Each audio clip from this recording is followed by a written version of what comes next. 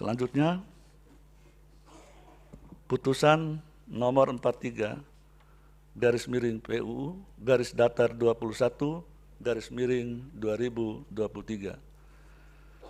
Demi keadilan berdasarkan ketuhanan yang Maha Esa, Mahkamah Konstitusi Republik Indonesia yang mengadili perkara konstitusi pada tingkat pertama dan terakhir menjatuhkan putusan dalam perkara pengujian Undang-Undang Nomor 22 Tahun 2009 tentang lalu lintas dan angkutan jalan terhadap Undang-Undang Dasar Negara Republik Indonesia tahun 1945 yang diajukan oleh Arifin Purwanto SH, selanjutnya disebut sebagai pemohon, membaca permohonan pemohon, mendengar keterangan pemohon, memeriksa bukti-bukti pemohon, duduk perkara, dan seterusnya dianggap dibacakan.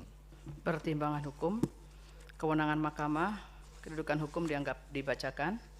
Menimbang bahwa oleh karena mahkamah berwenang mandiri permohonan aku dan pemohon memiliki kedudukan hukum untuk bertindak dalam mengajukan permohonan aku, maka selanjutnya mahkamah akan mempertimbangkan pokok permohonan. Pokok permohonan, menimbang bahwa setelah mahkamah membaca secara saksama permohonan aku beserta bukti-bukti yang diajukan oleh pemohon, maka sebelum pertimbangan lebih jauh dalil permohonan pemohon, penting bagi mahkamah untuk mempertimbangkan hal-hal sebagai berikut. Bahwa berkenaan dengan sistematika permohonan dalam perbaikan permohonan yang diajukan oleh pemohon berdasarkan pasal 10 ayat 2 PMK 2 2001 menyatakan sebagai berikut. Ayat 1 dan seterusnya, ayat 2 dan seterusnya dianggap dibacakan. Bahwa pemohon dalam perbaikan permohonannya tetap tidak menguraikan secara jelas permasalahan konstitusionalitas yang dihadapinya dalam kaitannya dengan berlakunya norma pasal 70 ayat 2 Undang-Undang 22 2009. Walaupun telah diberikan nasihat oleh Majelis Panel dalam sidang pendahuluan, video risalah sidang pendahuluan tanggal 11 Mei 2023. Pemohon hanya menguraikan permasalahan konkret yang dialaminya berkenaan dengan proses bentuk teknis STNKB dan TNKB serta masa berlakunya, sehingga mahkamah tidak dapat menilai ada atau tidaknya persoalan konstitusionalitas norma yang dimohonkan pengujiannya. Bahwa selain masalah sebagaimana termaktub dalam subparagraf di atas, pemohon dalam petitum angka 2 memohon kepada mahkamah agar menyatakan frase berlaku selama 5 tahun yang harus dimintakan pengesahannya setiap tahun dalam pasal 70 ayat 2 Undang-Undang 22 tahun 2009, Lembaran Negara RI tahun 2009 nomor 96 tidak mempunyai kekuatan hukum mengikat sepanjang frase berlaku selama 5 tahun yang harus dimintakan pengesahan setiap tahun tidak dimaknai berlaku selamanya dan tidak perlu dimintakan pengesahan setiap tahun. Namun pemohon sama sekali tidak menyatakan adanya pertentangan antara norma yang dimohonkan pengujiannya dengan UUD 1945. Padahal untuk dapat menilai suatu pasal dan atau ayat undang-undang dinyatakan tidak memiliki kekuatan hukum mengikat, terlebih dahulu pasal dan atau ayat tersebut harus terbukti dan dinyatakan bertentangan dengan UUD 1945. Selain itu dalam petitum angka 3, pemohon memohon agar mahkamah menyatakan STNKB masa berlakunya selamanya dibuat STNKB yang baru menjadi sebagai berikut.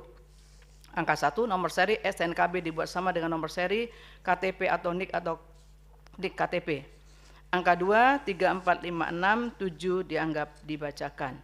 Demikian pula dalam petitum angka 4, pemohon juga memohon agar mahkamah menyatakan TNKB masa berlakunya selamanya dibuat TNKB yang baru menjadi angka 1, nama pemilik untuk kendaraan pribadi dan PT atau PO untuk kendaraan niaga. Angka 2, 3, 4, 5, 6 dianggap dibacakan. Menurut mahkamah, seluruh rumusan petitum pemohon tersebut adalah tidak jelas atau setidaknya tidak sesuai dengan kelaziman petitum dalam perkara pengujian undang-undang. Terhadap petitum ini telah dikonfirmasi kembali kepada pemohon pada saat sidang pemeriksaan pendahuluan dengan agenda pemeriksaan perbaikan permohonan pada tanggal 25 Mei 2023. Video risalah sidang perkara nomor 43 dan seterusnya 2023 tanggal 25 Mei 2023 halaman 7.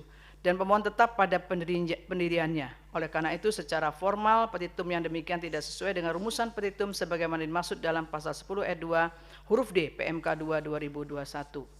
Menimbang bahwa berdasarkan seluruh pertimbangan hukum di atas, meskipun mahkamah berwenang mengadili permohonan aku dan pemohon memiliki kedudukan hukum, namun oleh karena adanya ketidakjelasan petitum atau setidaknya petitum pemohon merupakan hal yang tidak lazim, maka menyebabkan permohonan pemohon tidak jelas atau kabur atau obskur. Dengan demikian, permohonan pemohon tidak memenuhi syarat formil pemohonan sebagaimana dimaksud dalam pasal 31 ayat 1 Undang-Undang MK dan pasal 10 ayat 2 PMK 2 2021. Oleh karena itu, Mahkamah tidak mempertimbangkan permohonan pemohon lebih lanjut. Menimbang bahwa terhadap dalil dan hal-hal lain dan selebihnya tidak dipertimbangkan lebih lanjut karena dinilai tidak ada relevansinya. Konklusi. Berdasarkan penilaian atas fakta dan hukum tersebut di atas, Mahkamah berkesimpulan: 1. Mahkamah berwenang mengadili permohonan akuo. 2. Pemohon memiliki kedudukan hukum untuk mengajukan permohonan akuo. 3. Permohonan pemohon tidak jelas atau kabur, obskur, dan tidak dipertimbangkan lebih lanjut. Berdasarkan Undang-Undang Dasar Negara Republik Indonesia tahun 1945 dan seterusnya, amar putusan mengadili menyatakan permohonan pemohon tidak dapat diterima.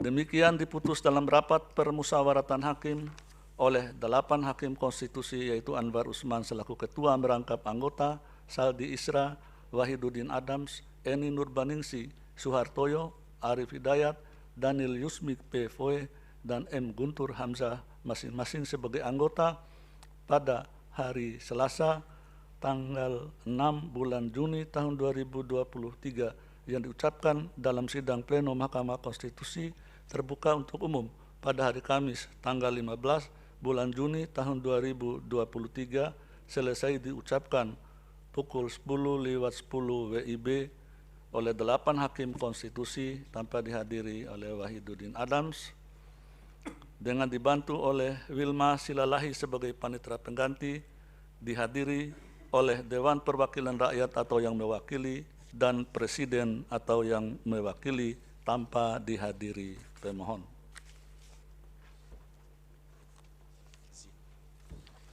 Revisi 45 di sini tidak tercantum kuasa hukum, jadi yang harus ada